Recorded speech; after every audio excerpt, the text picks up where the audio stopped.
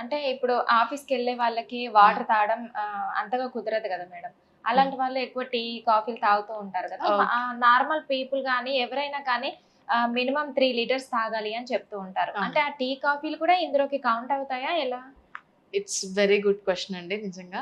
So, ఇక్కడ ఏం లేదు. టీ, కాఫీలు వాటర్ కౌంట్ 3 లీటర్స్‌కి కౌంట్ ఒస్తుంది. But too much intake of tea గాని, కాఫీ గాని కెఫెయిన్ ఉంటుంది కాబట్టి అవును. నిద్రలేమి సమస్య. Hmm. So, too much intake is not good. But at the same time weight loss జర్నీలో 3 లీటర్స్ ఆఫ్ వాటర్ తీసుకోమని చెప్తూ ఉంటారు. హ్మ్. బట్ టీ, కాఫీల దగ్గరికి వస్తే గనక మనకిందులో షుగర్ ఉంటుంది, మిల్క్ ఉంటుంది. అవును. క్యాలరీస్ యాడ్ అయిపోతాయి. మళ్ళీ ఇక్కడ ఏమవుతుంది వెయిట్ లాస్ జర్నీ డిస్టర్బ్ అయిపోతుందనమాట. అవును. తీసుకోవచ్చు. చాలామంది అడిక్ట్ అయిపోతూ ఉంటారు టీ, కాఫీకి. అది లేకపోతే నాకు హెడ్‌ఏక్ వచ్చేస్తదండి. హ్మ్. నేను టీ, కాఫీలు లేకుండా ఉండలేను అన్న వాళ్ళు కూడా చాలా మందున్నారు. అవును. ఈవెన్ మా దగ్గర జాయిన్ అయ్యే క్లయింట్స్ కూడా మీరు టీ, కాఫీలు పెడుతూ నాకు వెయిట్ లాస్ చేయిస్తారా అని అడుగుతారు. హ్మ్. యెస్. వెయిట్ లాస్ అవ్వచ్చు. టీ వచ్చేసి మన బాడీలో ఫ్యాట్ ఏం స్టోరేజ్ అవ్వదు. టీ వల్ల, కాఫీ వల్ల.